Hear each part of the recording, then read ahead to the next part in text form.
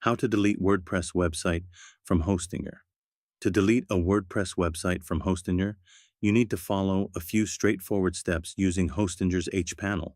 First, log into your Hostinger account and navigate to the hPanel dashboard. Once there, locate the Websites section and click on the Dashboard button next to the hosting account that contains the WordPress site you want to delete. Within the dashboard interface on the left-hand side, click on Auto Installer option under the Website section. This will display all the applications installed on your hosting account, including your WordPress installations. Identify the WordPress site you wish to remove and click on the three dots next to it. A menu will appear, from which you should select Delete.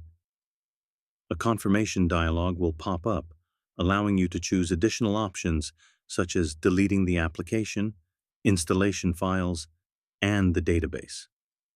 It is recommended to select all these options to ensure a complete removal of the WordPress site from your hosting account. Once you confirm the deletion, the WordPress website will be completely uninstalled from Hostinger. Before proceeding with the deletion, it is advisable to create a backup of your website. This ensures that you have a copy of your data in case you need to restore it later.